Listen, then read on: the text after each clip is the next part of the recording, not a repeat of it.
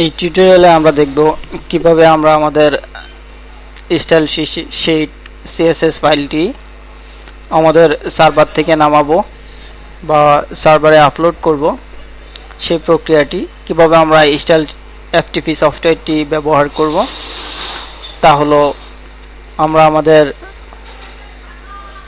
Address বারটি লিখে user ID pass দিয়ে আমরা গোতে ক্লিক করব।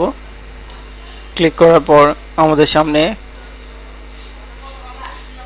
কতগুলো ফাইল আসবে, সেখান থেকে আমরা পাবলিক এইচটিএমএল এ ক্লিক করব অথবা www তে ক্লিক করব। আমরা পাবলিক এইচটিএমএল এই ক্লিক করব আগে।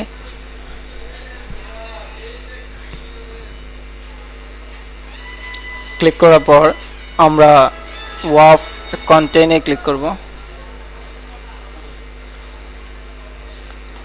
এখান থেকে আমরা থিমসে ক্লিক করব।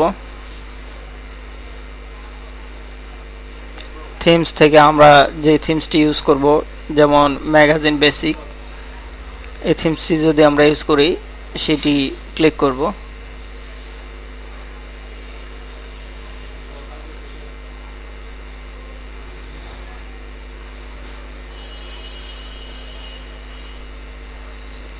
ক্লিক করার পর আমরা আমাদের থিমসের ভেতর আমরা ইমেজ চেঞ্জ করতে হলে ইমেজ চেঞ্জ করব এখান থেকে।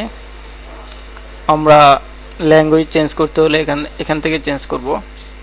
আমরা যদি স্টাইল শিটটি নামিয়ে নিই এখান থেকে, তাহলে এখানে ক্লিক করে আমরা এখানে ক্লিক করে নামিয়ে নিতে পারবো। আবার এটিকে আপডেট করে ডেস্কটপ থেকে আমরা আবার এখানে ইনক্লুড করতে পারবো। এভাবে আমরা আমাদের এফটিপি সফটওয়্যারটি ব্যবহার করব। শুধু তাই না, আমরা যদি ইমেজ চেঞ্জ করি আমাদের এফটিপি সফটওয়্যার দিয়ে, তাহলে আমরা আমাদের ইমেজের যে কোনো একটি ফাইলকে নামিয়ে সেম নামে এডিট করে সেমভাবে আমরা আবার আমাদের সার্ভারে আপলোড করে দেব। তাহলে আমরা এফটিপি সফটওয়্যার কিভাবে ব্যবহার করতে হয় শুধু বিগিনারদের জন্য বলছি। এই কাজটি শুধু বিগিনারদের জন্য দেখানো হয়েছে, যে কিভাবে আমরা এফটিপি সফটওয়্যারের মাধ্যমে আমাদের থিমস কাস্টমাইজ করব, সেই জিনিসটি এখানে দেখানো হলো। ধন্যবাদ।